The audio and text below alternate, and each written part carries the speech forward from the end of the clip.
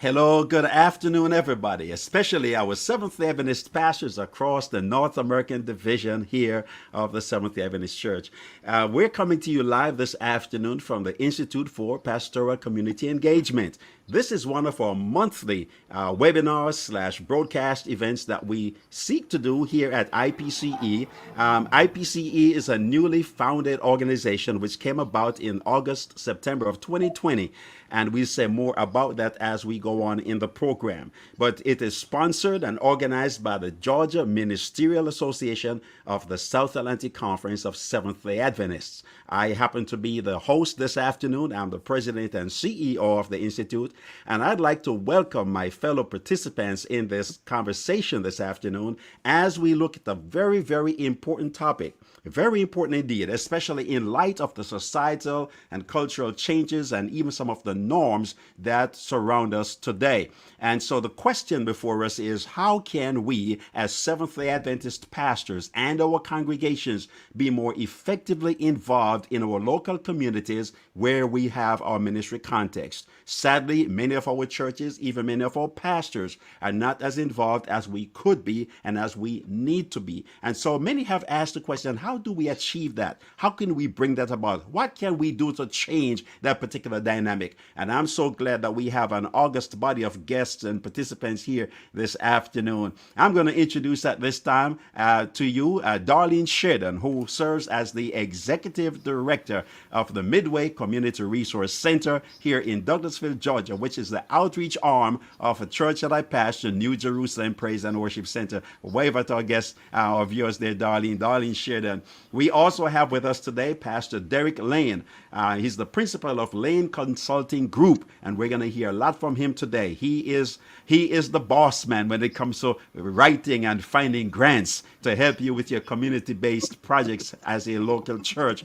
And he does some work as well, contract on behalf of the North American division through the Adventist Community Services ministry there.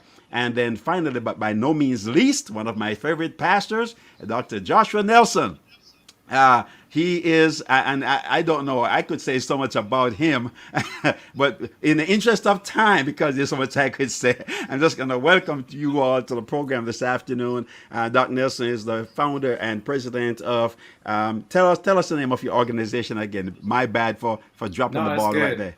Activate Change Academy. Activate Change Academy. So what we do in an academy is we teach and folk learn. And so, we're in for some good stuff this afternoon. And as we go through this program this afternoon here, we'd like to welcome our viewers. There are people all across Facebook and the YouTube platforms who are tuning in, we're sure. And we are streaming to like 5 or 4 different destinations on Facebook right now. Feel free to drop your comments in the chat. Look at the description to this video and see how else you might be able to connect with us during and after this broadcast this afternoon.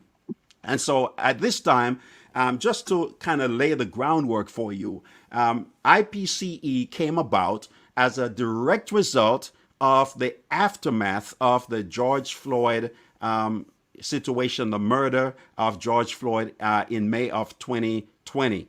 On the day that George Floyd, whose murderer was convicted just a couple of days ago in a court of law on 3 different counts, on the day of his funeral, of course, being a part of the Black community, we were all transfixed on that funeral service. Pastor Al Sharpton preached his heart out, and I'll never forget that sermon, "Take your knee off of our neck."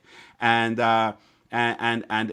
like others, I felt the tremendous rush of anger, the anguish, the agony of having to see somebody on live, basically television, because that's what that cell phone camera was. It was like television, and we were watching the life being squeezed out of a fellow human being who happens to be Black, right there on living television, and we just could not understand how in the world this could be in 2020, or at any time for that matter, but in 2020. So the anger, the frustration of seeing so many of these experiences come and go and nobody being held accountable, no changes being made societally, no reforms in terms of policing, through my tears and through my anguish, the Lord spoke to me and said, don't just be mad, Don't just be angry. Do something about this. Oh, God, what should I do? Keep on doing what you're doing locally, but you've got to get involved in helping your colleagues, many of whom perhaps would like to do something, but our school context, our undergrad, our seminar didn't prepare us for the kind of context that we have to minister in today in these streets out here. And so the ministry, how we apply that locally has to develop. It has to evolve. It has to be relevant. And so these individuals who are here with me this afternoon as I host this program bring a degree of expertise that I am certain and prayerfully you will benefit from as you watch this broadcast this afternoon. So welcome to IPCE. There'll be many more like this, and we thank you so much for stopping by this afternoon. So I'm going to begin. I'm going to start with you, Pastor Nelson. You and I, we pastor in the same conference, and we all of us just went through a national election, and I want to start with the process of change, because a lot of times people, ourselves included, see things that need to be changed, and we the tendency for Christians is let's pray about stuff, but you and I know that praying is only one part of what we as Christian leaders and our congregations need to do. You have had some experiences which I greatly admire, and I've said that to you publicly and privately more times than I could count. And so you've gotten involved, and you understand the transformative nature and power of a certain exercise that is constitutionally the right of every American. Talk to us about that part of how can we as pastors, as congregations, help to effect meaningful change from the perspective that you're so familiar with. Yeah, no, I appreciate Dr. Ennis, and I must say thank you for allowing me to be on, and definitely admire you and all the work that you're doing in the field. And yeah, I appreciate the question. I think that it is extremely important for us as pastors to be involved with what is going on in even the political spectrum, because it is there where we discover our power. It is there where things are being done that will affect our members, that will affect our community, will affect our city. And so we have to be intentional and be really engaged in knowing like what is happening, what's going on, what are the details, who is running for office, who is in office, what are the various nuances in our community. And so, we took that stance. And so because of my passion, right, as a pastor for people and for a love for people, that draws me to want to protect them and to care for them, which then obviously leads me to say, okay, what is harming you? And if it's the laws that are harming you, if it's people in their position that are harming you, then I have to do something about that. And so it's not just saying I want to be political for the sake of being political for some sort of personal power, but it's really for the people power, to make sure that there is power restored to the people. And that leads you to say, well, you better go vote then, right? You better go actually use and exercise the personal power that we do have to ensure that there is power for the people in the streets, in the neighborhoods, in the communities. And so that's what led us to really being passionate about here in Georgia, making sure we had a strong coalition and literally an organized machine that we built in Southwest Georgia, where we pushed through and made sure we got the highest amount, of course, in our area and across Georgia, of voters to come out for the two elections for us with the runoff. So you literally have lived the title for this afternoon's program, which is forming strategic partnerships for improving and making sure that we have an effective pastoral and congregational impact in our local ministry context. So you got involved. You didn't just sit on the sideline and say, let other folk deal with it. Right. Yeah. And I think that's extremely crucial.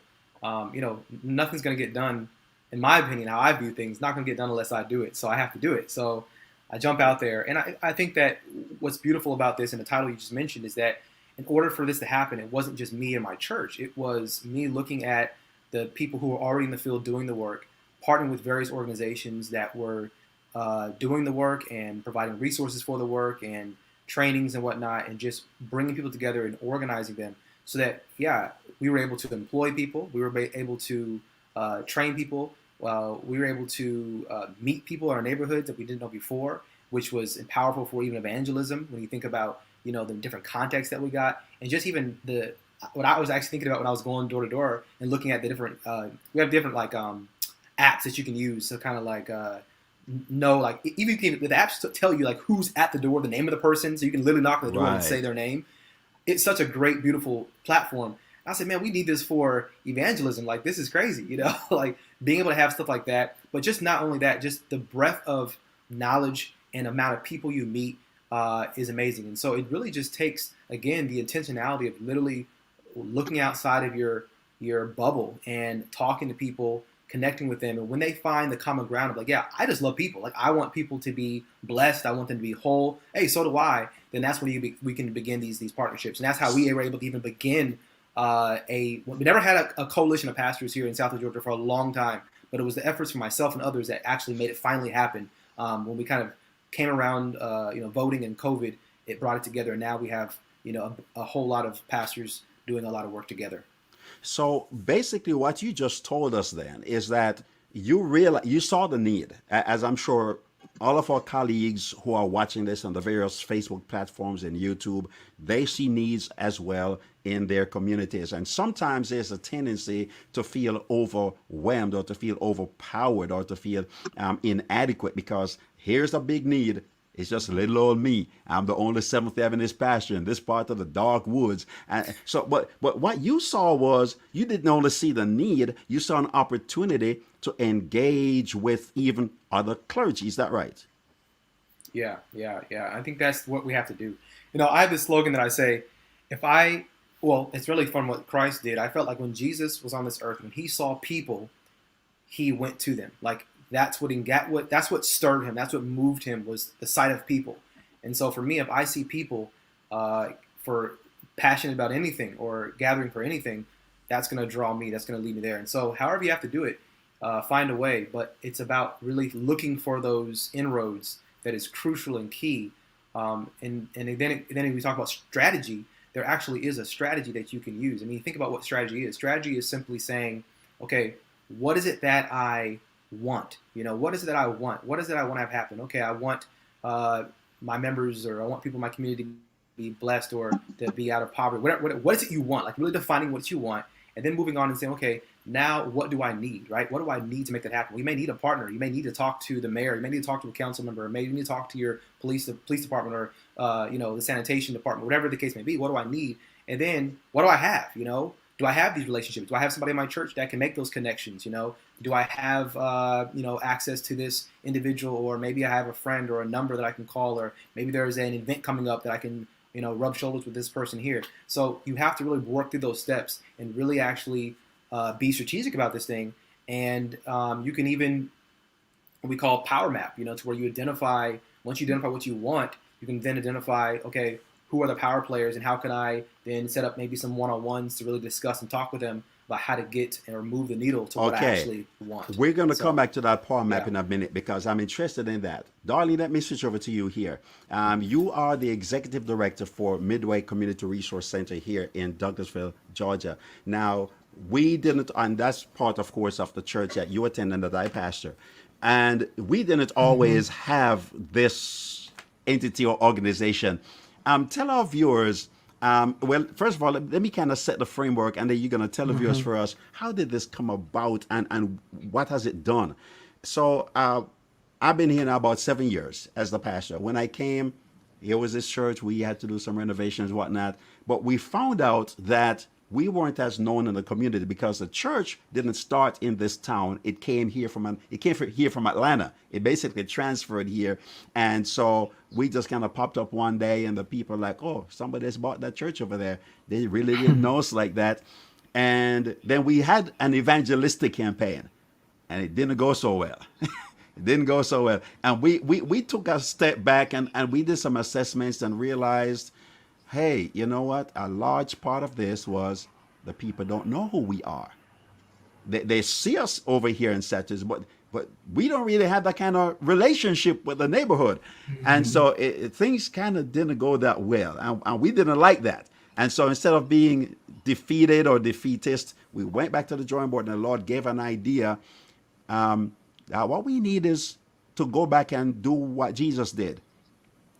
We read somewhere that Christ's method alone gives true success in reaching the people. Now, interestingly, in the year 2016, you and I both became certified by the North American Division in Nonprofit Leadership. We took a class together. That's right. And then the following year, we had this evangelistic meeting, and it flopped.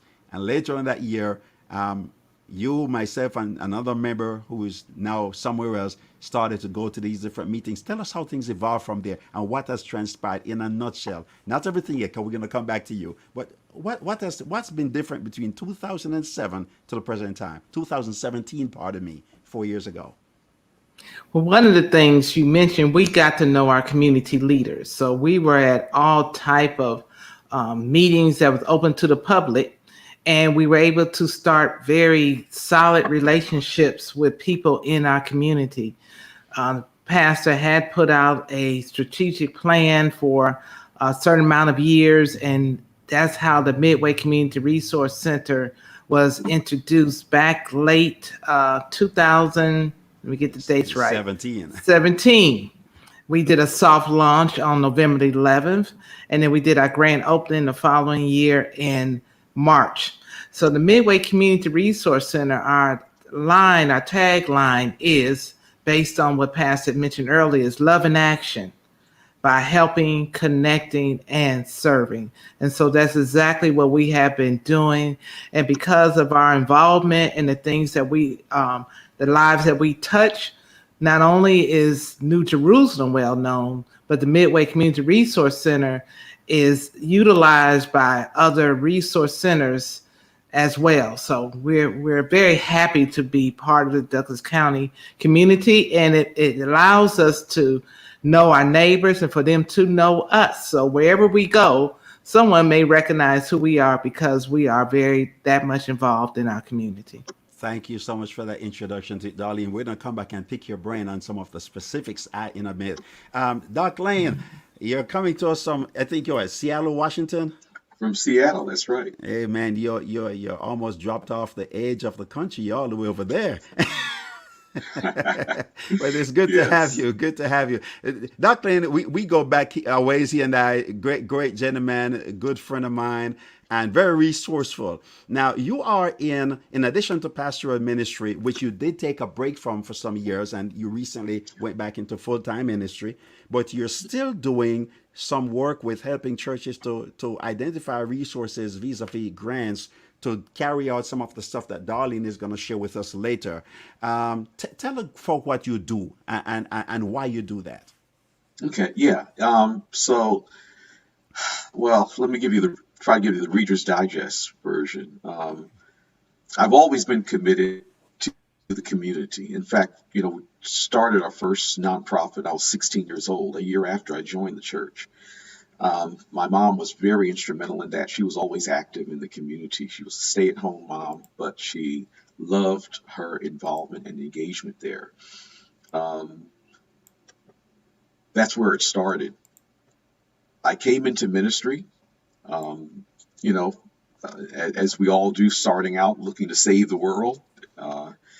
And as you've shared in your experiences with our esteemed colleagues, with Joshua and Darlene, very often it's tough, right, to make an impact without being relationally connected with the lives of those we're trying to reach. So, I became very interested in the connection between making an impact for the cause of Christ and our level of engagement in the community. And one thing flowed from there. I had a chance to connect with now a very good friend of mine who understood the process of securing resources to do ministry. He was a grant writer, very successful one, in fact, still is. And we connected. I learned a lot from him. And for those of you out there who may be familiar with his work, I'm speaking of Roland Carter, taught me what I know about grant writing now. I knew a little bit about other aspects of nonprofit development work, but the grant writing side was a little new to me. And one thing led to another. We've been at it now for over 30 years. We've been able to secure at least $20 million in funding for nonprofits around the country and outside of the church. And I really felt a desire to want to come back into the field to demonstrate the effectiveness of community-based ministry, which you guys are doing there in Georgia. But I want to be able to replicate that in the field to let pastors know that there's no secret sauce, but it's something all of us can do if we are passionate about it and understand the principles, the biblical principles of community engagement. Indeed. Thank you so much. Darlene, let me come back to you for a moment. So Midway Community Resource Center it started out of some great disappointment with, just real bad experience with some evangelism things. And I mean, we could have blamed the angels. We could have blamed the dog that ran across the street, the cat that walked too late at night. But we decided that instead of wasting the energy to do that, that we're going to take a look to see where did we go wrong. And what we realized was for the 5 or 6 years that we were in the community when the church moved there, that we had kind of focused primarily on us kind of getting ourselves together as a church. And then when I came along and we started the renovations and all that, that was another necessary distraction. But then the time came when we realized that evangelism or ministry is about people. It's about people. And unless we have that connection, we're not going to score touchdowns in this field here. So we started the resource center. Now, you mentioned some meetings that we attended. Tell the folk, what are some of the meetings? What are some of the places we went to engage leaders and people from the community? What kind of meetings did we attend? So we attend a lot of commissioners' meetings. We also attended That's the Board of Commissioners. Board of Commissioners, Yes. who basically govern our county. Police and Sheriff Department. We also were very involved in bringing public transportation to our area. And so there were a lot of things that were concerning to the citizens that we involved ourselves with, at least to understand what the needs were and if we could play a part in some of the resolutions of those issues. So, and gentlemen, chime in here. So as pastors, as Seventh-day Adventist pastors, what Darlene is sharing is that it's not cool, it's not ideal then if we're going to do an effective job of impacting our communities that we just go from home to church and to the grocery store, pick up the kids from school and go back home. We got to go to some of these meetings. So, yeah. And you want to go ahead, Lane? Yeah, definitely right. In fact, Your microphone, check your mic for me, please. Go ahead, Joshua, while you're working on that. Okay. Yeah, I was saying that, definitely right. I mean, you have to show up to these places and kind of know what's going on. If not show up, at least read and stay up to date. But I think you could also do a lot of engagement with just doing what you just said, going to the grocery store, going to your kid's school. But it's all about opening your eyes. This is something I teach in our academy, is like how to really be a community engager is actually opening up your senses to the world around you. Like when you go to the grocery store, listen to the conversations that are happening. Listen to what's going on. In fact, you may meet people and learn their issues just by being right there in their space, because all this is just about living with people. When you are, going to the bank, talk to the teller and get to know them and find out, because that's when you can really have that serious power when you're actually in those meetings to say, you may think this is how it is, politicians, but I've actually talked with people. I live with them, and this is what they say. This is what they're feeling. And there's a lot of power in that as well. That's a great point. Are you back with us, Doc Lane? I think so. Can you hear me? There you go. Yes. Okay. All right. Yeah. So, I mean, it's a passion of mine, and it takes a little bit of sacrifice on our part to make this happen. But when you think about the theological basis for the kind of work that we do, it's incarnational, right? This is the kind of ministry Jesus engaged. Before he saved this world, he had to come down. He had to move to the neighborhood. And this is what we need to do. I know, I guess, among our distinguished panelists, I have to be the bad cop. I want to challenge and encourage, those that are listening to us to consider incarnational ministry. You move into the neighborhood.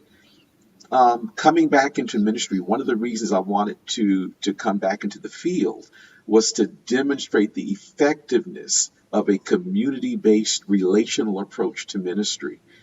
You know, the name of Jesus himself, the Bible says his name shall be called Emmanuel, right? Which being interpreted is God with us, right? In order for us to minister effectively in our community and make an impact for the kingdom, we have to be with the people and we have to move into the neighborhood. Jesus came from heaven to earth to make that happen. And it's inconvenient. A lot of these places that we live, I mean, you know, they're in rural areas, they're away from places that are not the most convenient or conducive for our families. But I can tell you, in the 2 years that I've been here in Seattle, I can tell you story after story, but I can just share this.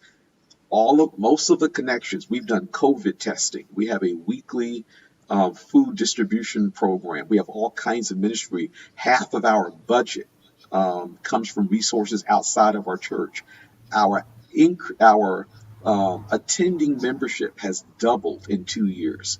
All of it is due in large part to connections that we've made just here in the neighborhood. I literally live across the street from the church. I can walk out and walk across the street to my place.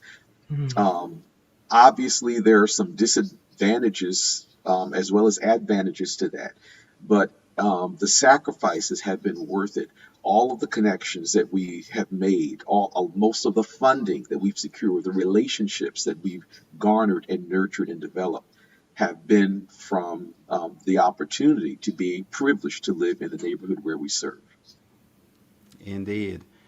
So, Darlene, because, and I'm coming back to you again, because you actually serve as the executive director of our Community Resource Center. Talk to our viewers about some of the things that we find ourselves doing now just because we formed a resource center. And I should point out to the folk who are watching who might ask, what is a resource center? It's going to shock some of you. We took Adventist Community Services Ministry, that's in your church manual, organized that thing, put on steroids, and call it the Community Resource Center, and voila. Simple modifications, which, by the way, is encouraged by the North American Division, ACS, right? Because on the communityservices.org website, we saw we were encouraged to have bylaws for this ministry. And that set off a bell and a light. It's like, oh, bylaws. See, that helps you to get into places you couldn't walk into just as a church.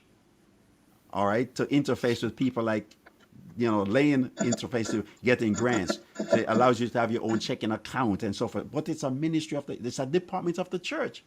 But it allows us to speak with language that people who are not of our faith can relate to, because when we say Darlene is the community services leader, that may resonate with some because of the name, but most people understand executive director.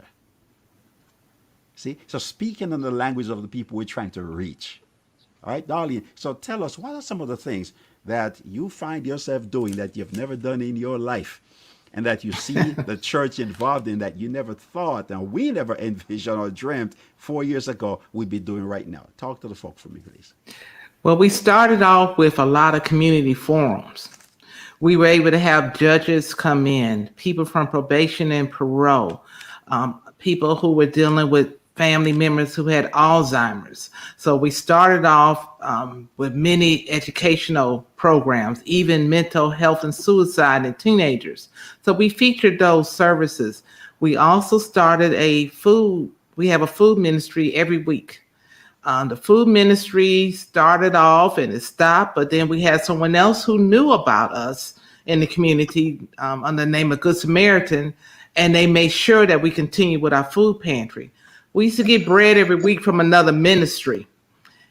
We helped that ministry in some of the needs they had to get their building zoned correctly. And when they stopped that ministry, we became the bread ministry for Douglas County. We get up to 1,000 loaves of bread and desserts every week. And then now, because of the volume, we help support about 3 or 4 churches in their ministries. We have helped schools. So we are now known as the Bread People. In addition to that, we started a community garden. We're our third year into this community garden. We were the very first for Douglas County. And what we're engaged in, what I thought I would never be engaged in, is what is called a reentry program, returning citizens. The world is now realizing that when these folks come out, they need help instead of being back through that revolving door. So Douglas County is one of the 3 counties in the state of Georgia that has a reentry program for people who are in jail, not those who have already been sentenced to prison. So we go in once a week with a program called I Hope. I Hope is basically outline of course, everyone needs hope in order to manage, but HOPE stands for many acronyms. We started off with the first I Hope was hanging on to positive expectations. And so right now I'm ministering to 3 classes of men. Every Monday we have up to 30 men total, and then a class of women. That's about 15 women in each class. Darlene, let me interject there for a second. In case folk are not sure what you are actually saying, she goes into the actual jail. So I don't have to bail her out because I let her out when she goes. But she's in jail every Monday teaching these 3 classes she's telling you about. All right. Mm-hmm. They attempted to give her own key the other day. Yeah. The jail. They have. So that's true. We talked about hold on, pray every day. And the most interesting thing, I don't know where everybody's at. I mean, I don't know what their background is, what their faith experience is, but we learn a lot. We're on this road trip together. I'm on the same road, getting to know, we are bringing the spiritual awareness part, and the state has asked for that. We have a seal on our door that's called the Station of Hope. It came under the last governor because that governor realized that churches have to be involved in order for the success of those who are coming out. They really need that spiritual component.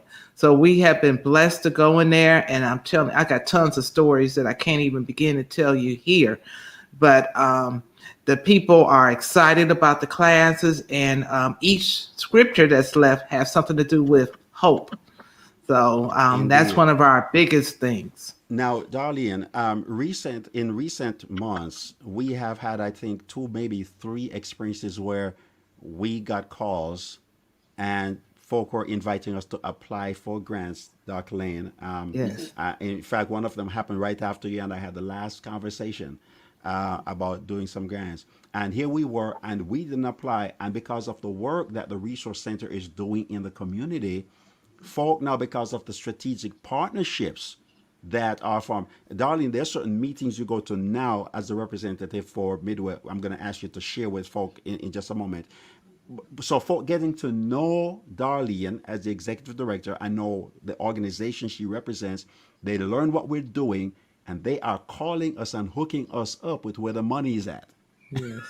Nice. Yeah, Just okay. today, we got notification. We were on the phone together doing the holy dance about 2 hours ago. Got notification that we were awarded a certain size grant. Just today. Yes. Yes. All right. Yes. So, Darlene, there's an umbrella organization that you attend that takes in different nonprofits and so forth. Talk to us for 2 minutes about that. And what are some of the relationships you've been able to form because you're the executive director, and how that's benefiting the program that we're doing at Midway? So there is a community outreach organization that brings all nonprofits together. I am now on the board of that. I'm also on the board of the Douglas County Task Force, which deals with sexual abuse, domestic violence, child abuse. I'm on the board of that. I today was on at the startup of a new motherhood incentive for our county with the Cobb Douglas Public Health. So we're at the very beginning of those programs. And then I had to write it down because I know I'm going to forget something. But we are on several community boards as representatives. We also sit on the community supervision, which is parole and probation. working on programs for housing, transportation. So because of the work we do, we have been included in a lot of the steering committees, decision making, and programs to help Douglas County become a better place to live. And all of that has happened in 3 years Yes. since we launched in 2018. 3 years Wow. from March 2018 until the present day today. All of that. And we want our pastors to know that this is doable. Yes. What Josh Nelson is doing in Southwest Georgia is that stuff. It can be replicated all the way to California. All right. What's happening in Douglasville through Midway Community Resource Center, and then we started a similar center in our other church in Noonan. That's making waves in Noonan right now in Coweta County as well. Started the same year, later on in the year, in 2018. And so it's amazing to see if we just follow what the light that we have, that Christ's method alone will give true success. Now, have we baptized hundreds? Not yet. But what is happening now? Seeds are being sown. I promise you that with the seeds that have been sown, the inroads that have been made, the connections that have been, and strategic relationships that have been formed, that harvest that's already there will be reaped in God's time. See, That's right. It takes time. Farming takes time. All right. So, Doc Nelson, come back in here and talk to us about,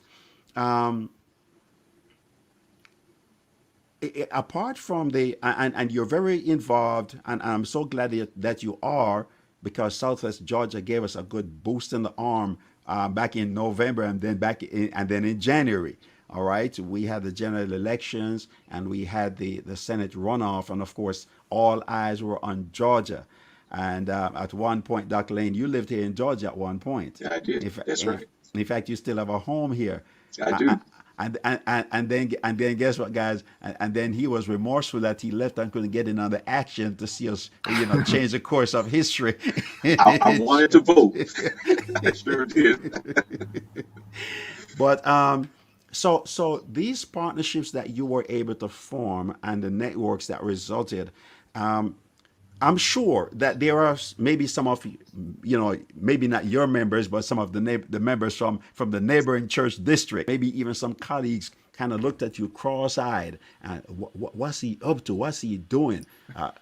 Talk to us about what that was like, and because some pastor out there needs to know that Josh Nelson did it, I can do it, but they're afraid to step into that water because it's uncharted waters. Talk to the pastors for me. Yeah, you're going to have opposition to anything new that you do. And unfortunately, this is something new. It should be something that we have just always done. And I think in a sense we have. I think it's just what you mentioned earlier, Doc Ennis, in terms of just how you repackage it. And so that was the key with me in terms of helping people see. I know some people call me up to speak and they say, hey, I know you're at the new school, you all do all the social justice stuff, and I'm like, no, this is nothing new. I said, remember you were marching, back when you were younger for civil rights? It's the same That's thing, right. It's the same thing. So it's just, how it's viewed and how it's looked at, I think has to remind people this is what we're doing, and also reminding us that we're following the path of Christ. Like, this is what Christ has led us to. And I think that, there has been, I know there has been opposition. There has been people who have been critical, even asking, okay, we're doing all this work in the community, but where's the fruit? Where are the people coming in? And, you have to remind them that this is not a short game. This is not a get souls in quick type That's of scheme. Right. We're here for people. And meaning people who come in don't stick because the people are not in the church, are not there to receive them. So a lot of this has been in reach as well as it has been outreach. I had someone say to me in the very beginning, Pastor, why are you out in the community so much? You need to stay inside the church, and I had to educate them and say, hey, how am I going to witness if I have to always be around you, and maybe I should be around you more if you're thinking like that. But there is a level of responsibility that I train you on how to actually be in the community, but also to be in the community to rub shoulders with them, because I'm a pastor to everyone in this community as well. And so just kind of unlearning some things, relearning some other things. And I think it's really, really helped and people's really accepting of what this really is. And again, it's nothing weird, nothing crazy. It's just outreach. It's just outreach. It's outreach that is done in a different way, because the outreach we've been used to has been outreach where you just throw them something and walk away and say we did this, But the outreach we're talking about, why this is any kind of way differently, is we're saying, no, we're not just going to throw you something. We're going to give it to you, and we're going to walk with you and continue to give you more. We're actually going to find out what are the roadblocks that have kept you from getting these things, And when we can discover those things, then we now enter the realm of social justice or restorative justice, where we're removing the roadblocks of things that have hindered you from receiving the things you should naturally have, that your God-given right to have.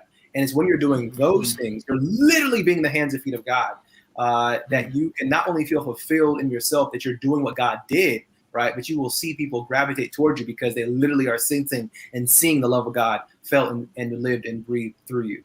It's powerful. Indeed, that's awesome, because I just had to ask you that question because I know how sometimes the saints think, and they misinterpret actions to mean something that is not, and especially as you said in your remarks that these things we should have been doing a long time ago. Our founding fathers of the Adventist Church used to do some of what we're talking about here today, and for some reason we got away from it.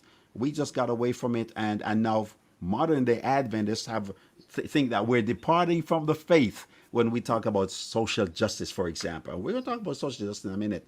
Doc Lane, I'm certain that you might have had some challenges too, trying to help churches and to empower pastors and their congregations to step into the realm of financial astuteness in terms of there's money in the world, and the church needs money to carry out the mission of the church. What are some of the challenges that you have found, even in trying to relate to pastors with respect to why this is so important that we have money and that we go for the money wherever it's at? Talk to us. Yeah. I think the main challenge is our attitude towards money, right? Mm. When I first started re-engaging our colleagues in the church, after having spent some time outside of the church involved in fundraising and grant writing, I found something interesting, an interesting phenomena that was happening as we were traveling around the division, working with churches and conferences.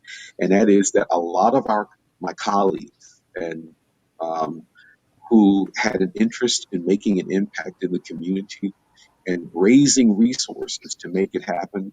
A part of the challenge is to go after the money and put the money ahead of the mission, right? And it should never be that way. You're not going to make the kind of impact that you'd like to make if the money is ahead of the mission. Trust me, the money is out there. The issue is not securing the funding or the dollars to make ministry happen. The issue is our heart. And what is our attitude towards resources? And whenever we talk about that, I have to set up a framework, a biblical model for the kind of work that we do, right? The three components that are important to any successful endeavor. If you're talking about ministry, if you're talking about church work, if you're talking about your own personal life, there are at least three dimensions that we have to focus on. One is organization, right? Strategic planning. A second wheel is resources, right? Funding. But the third piece is what the focus of this conversation is about, and that's relationships, right? Right. Forging strategic collaborative relationships to make it happen. And if you're not organized, if you don't have a structural system in place from which to work, and if you don't have a relational connection with the people you're attempting to serve, you're not going to secure the resources you need. So you can't get past, for example, the first scripture in the Bible, Genesis 1:1. In the beginning, God created the heavens and the earth. In the beginning, God, Elohim, right? Um, it's the plural form of God. Elohim. So literally translated, a literal transliteration of that would be, in the beginning, the gods created the heavens and the earth. That's a simple allusion to this concept of relationship. God a, God had a God existed in the context of community, right? That's relationship. And then it said God created. This whole idea of creation is an allusion to this idea of structure.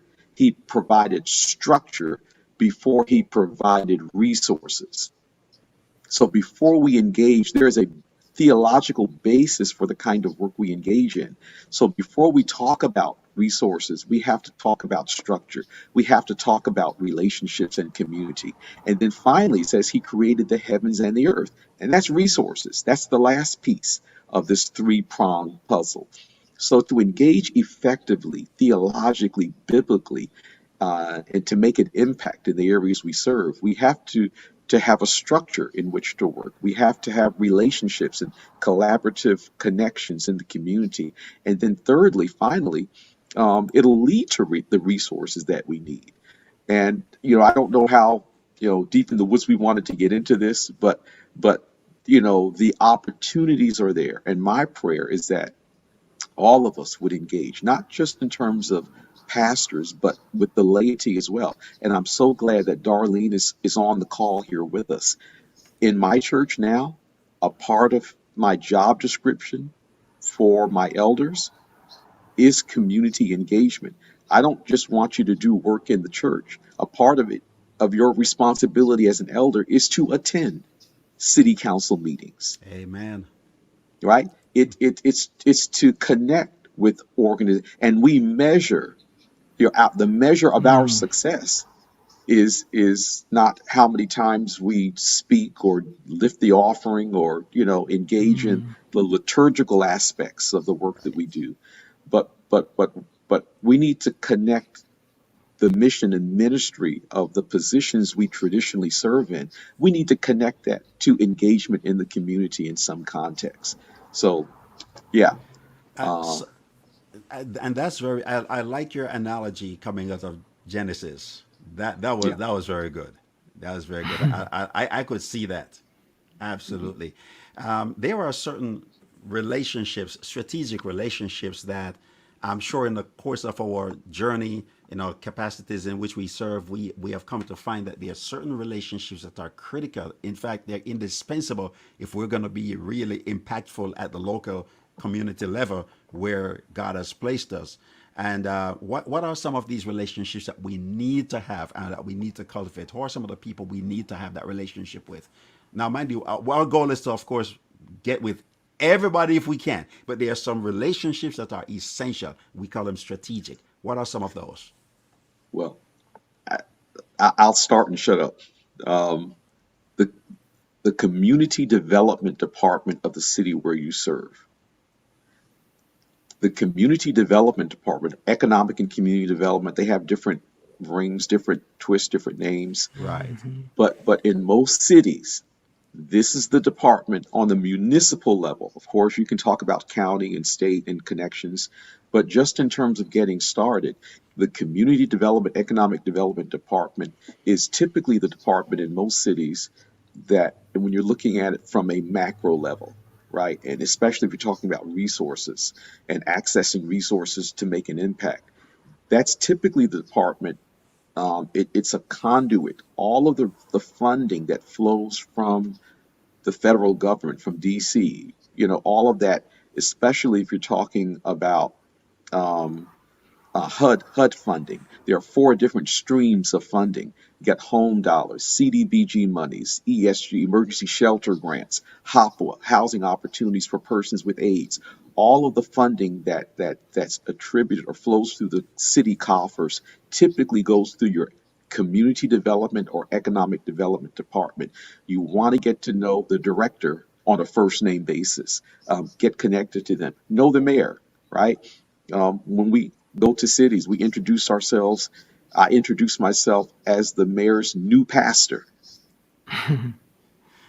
I literally do that. I said, look, I just want to introduce myself as your new pastor.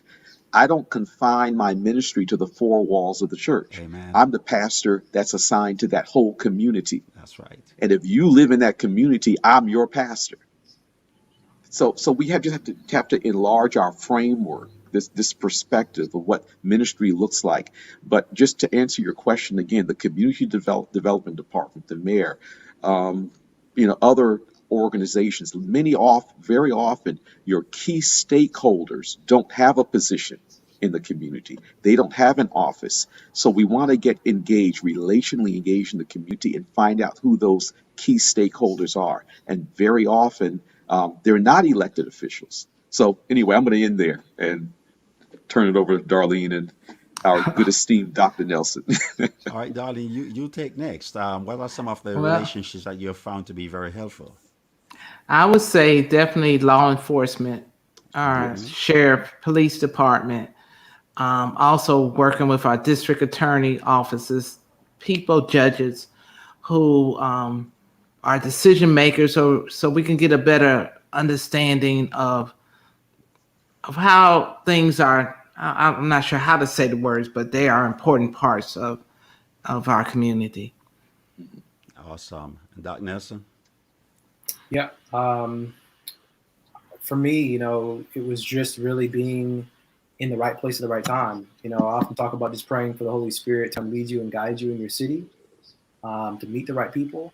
And I met organizers who were passionate about things like I was, and we just meshed, and we now have this relationship that is just so deep, and we call ourselves a squad. We just we form different organizations and different nonprofits to help out the city, and so that was just really just, for me, the answer would be just finding people who are like you, you can bring together to mobilize. Obviously, there are other key people, like you all mentioned, that you can find in the city that are there.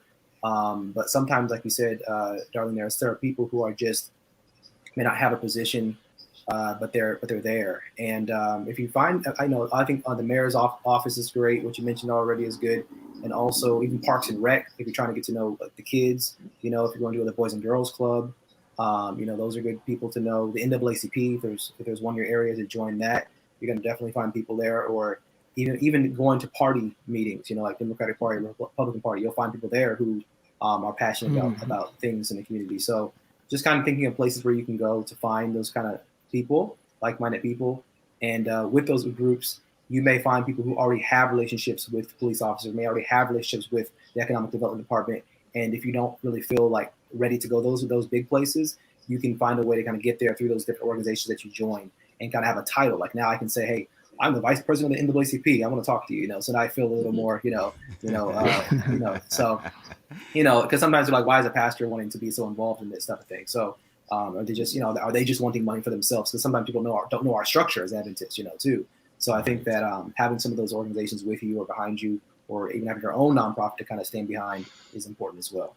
So what I found, and Darlene is a witness to this, thankfully, is that a lot of the places where we went to just kind of mingle, because that was the first thing he did. He mingled with people as one who desired their good. We just went to mingle. And of course, in the mingling, we're learning because we're seeing who is who, we're hearing what's what, and we're understanding what we need to be framing our vision around. And so something was happening also that was in reciprocity to what we were doing. The people started noticing that everywhere they went, because some of the same people show up at the same places you go to, all these different meetings. So they started noticing, wherever we go, we see that pastor. And finally, it dawned on them, but he's the only pastor we keep seeing in the city. Where are the other pastors?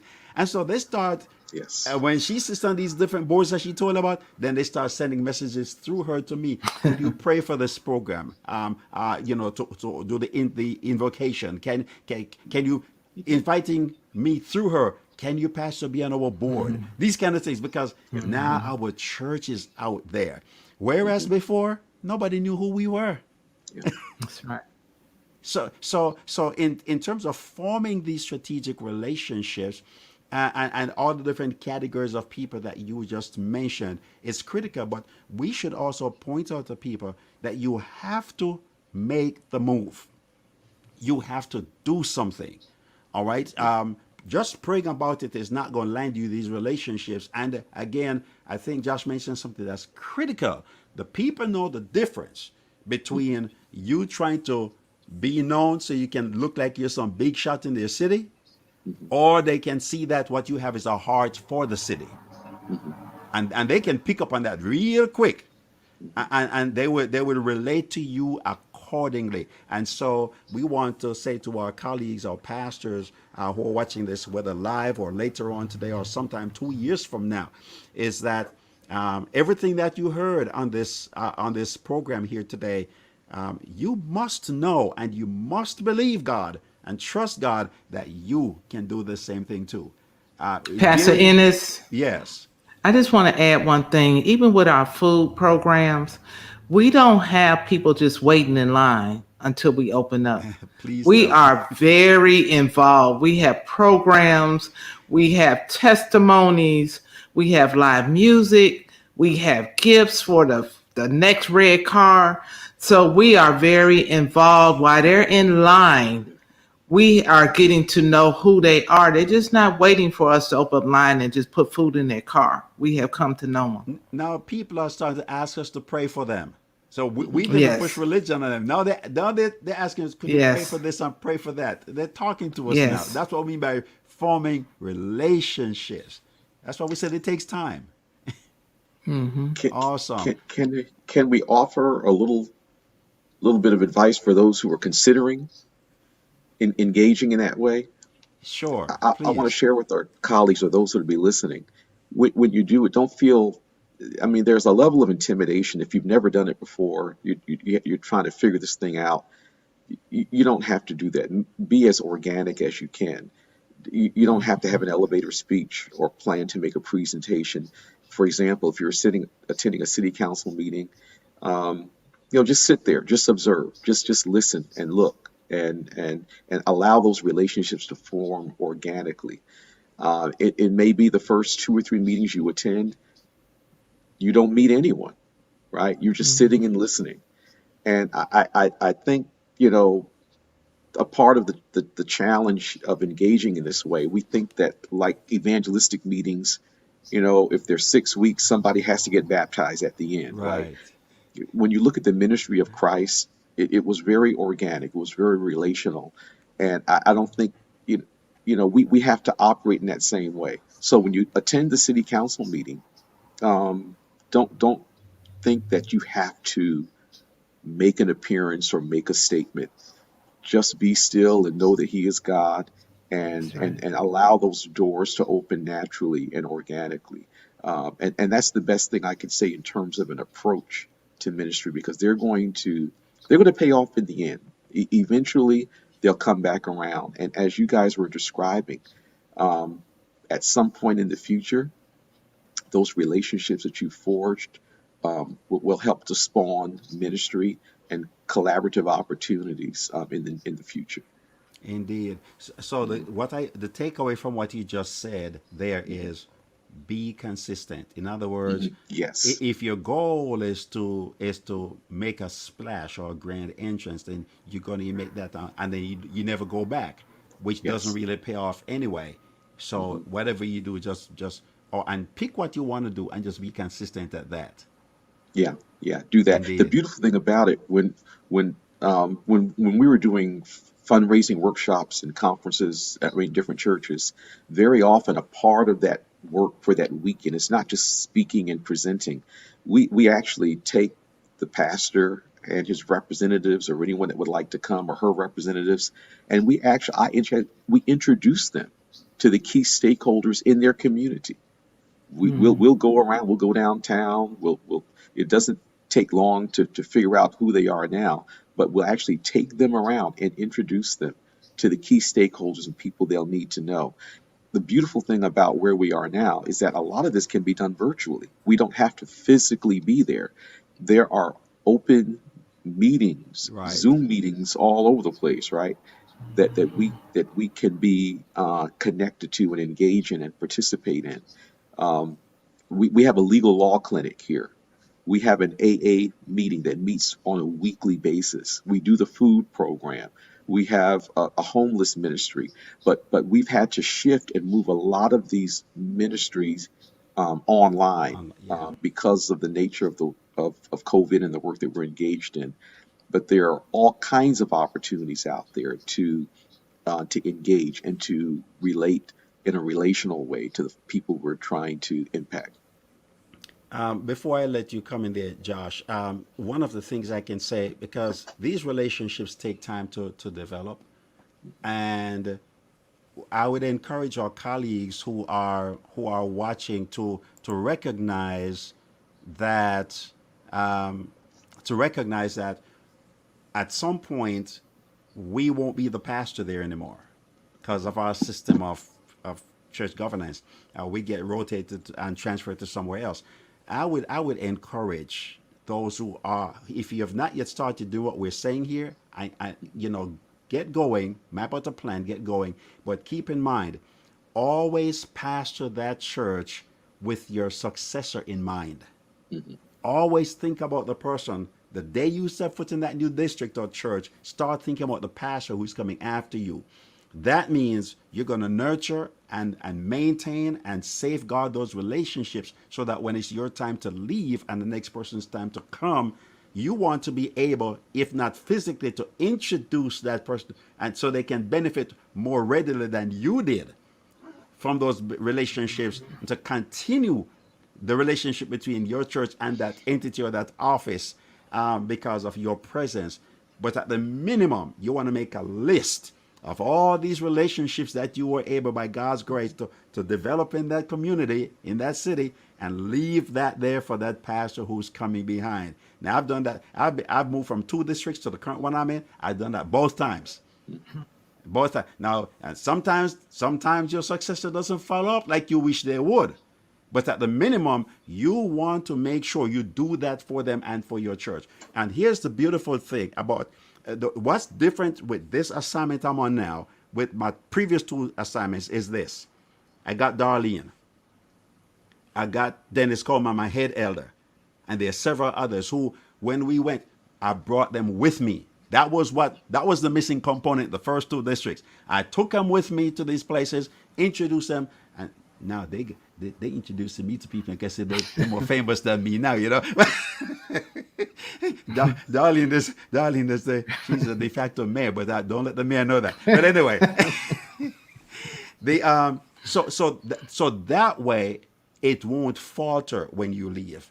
Make sure that your key lay people know these relationships and they have these relationships, so that when you leave, the relationship doesn't rise and fall because you left or whatnot.